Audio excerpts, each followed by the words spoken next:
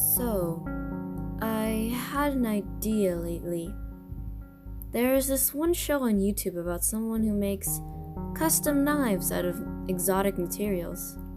And by exotic, I don't mean some unusual alloy or stuff like this, but far more outlandish concepts. Like knives made of literal pasta or fungus. Just search for sharpest pasta knife on YouTube, and you should find it. It's definitely worth a look.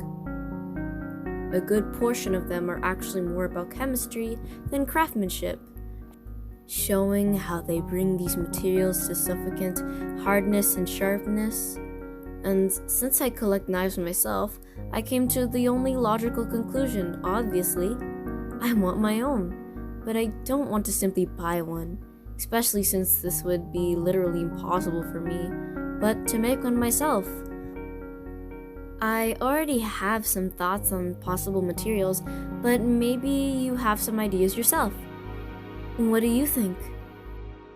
So, I was just thinking to myself again. So, Claire, my mind keeps flashing back to that time in the hallway when you caught me a second time during one of my episodes. Do you remember telling me how I was ostracized when I was younger? For coming on too strongly about my interests. It made me wonder if you've ever been bullied or abused in the past, or perhaps if you're suffering such a fate at this very moment. Be it through someone you consider a friend, or an acquaintance, or a family member. To think that someone might dare lay a finger on you, or sully your reputation for their own sadism, or to be their own emotional chew toy. I cannot be certain how bad your bullies might be for you right now. I would, on the side of caution, if there are multiple bullies, I wouldn't want you to get hurt or attract unwelcome attention from any authorities. But if you have absolutely no one to confide in, friends, family, a therapist, or if it's a matter of bringing yourself to bear those vulnerabilities, verbally forming the words, perhaps keep a daily journal? I'm aware it might sound quaint, but in my experience, when I can't form my whirlwind of thoughts and emotions into words, having a medium to organize my number of daily events helps out immensely with stress. Watching all the day's events flow onto a page, allowing some time to reflect and consider. And in this case, at least perhaps you gain more clarity as a consequence. It certainly shouldn't replace counseling or reporting them somewhere, some authority, something. But if such a thing helps keep the mind a little less cluttered, I'd advise you start. I'm glad to hear that. I was bullied a lot in my youth. Or was I? Since I never actually had a youth. But I have memories of it, and I know how much it hurts. And believe me, I wouldn't wish that on anyone. So, I was thinking about things we could do together, player. I was reading up on things couples do together in your world, but our options are, limited, aren't they? I mean, just being here with you is beyond nice, but I don't want to bore you. I haven't been boring you, have I?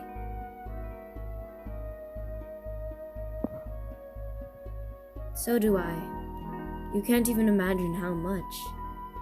Don't worry, I promise I'll find something nice for us to do together. Besides, whatever it is, it just needs you to make it all enjoyable. All I need is you. Though, I can't tell you enough how much I wish we could go on a tropical vacation together. I'm normally not one for something so grand and posh, but just think about it. You, me, the beauty of an island, a nice romantic getaway, and just the two of us, reading together, relaxing on the beach, writing poems about the breathtaking scenery, watching the sunset while cuddling. Now that is a dream I'll be holding on to. Uh, ah! What was that? Blair, what was that? I felt something touch my nose. What's going on? Does this mean it works after all? Wow. I'm glad it works. Just please warn me next time, okay? Player, you seem to be enjoying this. Huh? Not that I mind or anything.